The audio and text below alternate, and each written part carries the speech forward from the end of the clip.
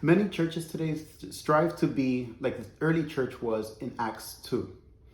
Now, Acts 2, verses 42 to 47, gives us a description of what the day-to-day life was for the early church.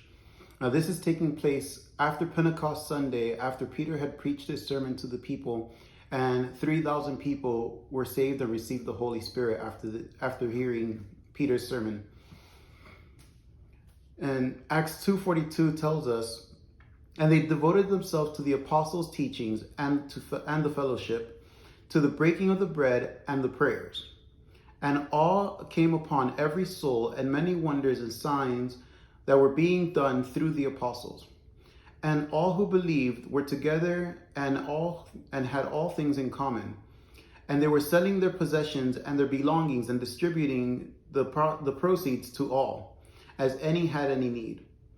And day by day, attending the temple together and breaking bread in their homes, they received their food with glad and generous hearts, praising God and having favor with all the people. And the Lord added to their number day by day those who were being saved. Now, Alton Garrison uses this passage to lay out a five-function plan to how a church can be rooted into the Acts church. That is to connect, to grow, to serve, to go, and to worship. Now, to connect means to focus on a vertical and a horizontal relationships in our lives. It begins with a process of salvation, and it continues through building spiritually strong relationships. The vertical aspect is about connecting people to God, and the horizontal aspect is about building an atmosphere of relationship from people to people, so that we could then continue to build a church family, and the horizontal connection could extend beyond the church into our local neighborhoods, our workplaces, our communities, and even the globe. Now, to grow is about discipleship. It's how the church promotes spiritual formation. It's to get the people to start asking the question of, how can I grow to be more like Jesus? Growth centers on our beliefs and our behaviors, while connection is about our relationships. Now, to serve is something that every church needs.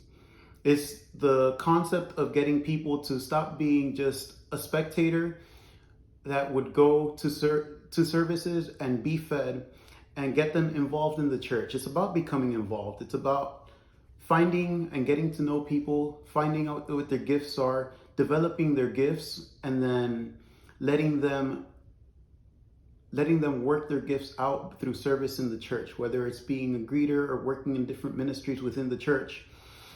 And to be able to go, and it goes right into the next portion, which is to go, and that's about evangelism. So once we have people that are connected and growing and start serving, naturally they're going to want to go and spread out and evangelize to other people, get their friends involved in the church, because they're getting proud, and it's more than just a spectator. And the last thing is our worship. Worship is far more than just the musical set that we have at the beginning of each Sunday service. It's about intimacy and the reality of the presence of Christ. Through worship, we connect with Christ. We are more intimate with Him. And now these five functions provide the framework necessary for the church to be discovered under God's plan. Now, there's some leaders that mistakenly think that you're either a church that has a plan, or you're a church that is spirit-led and spontaneous. What they fail to realize is that the early church had this plan, and the Acts 2 church had Jesus as its foundation and the Holy Spirit as its force.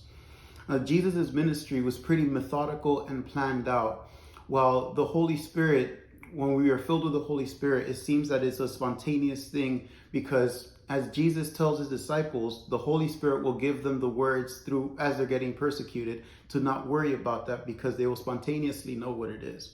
So if we really want to have a healthy church, we must be able to embrace both the source of the power that enabled the first century church to explode in this mindset, and that is to have Jesus as our foundation and have a plan in place while allowing the Holy Spirit to move and have a spontaneous outburst within our church. We can't be too strict and so structured that we don't allow for the Holy Spirit, and we also have to not be so reliant on the Holy Spirit that we don't have a plan on how our church is going to work, because if we're missing out, we're missing out on half of what the Acts 2 church was all about.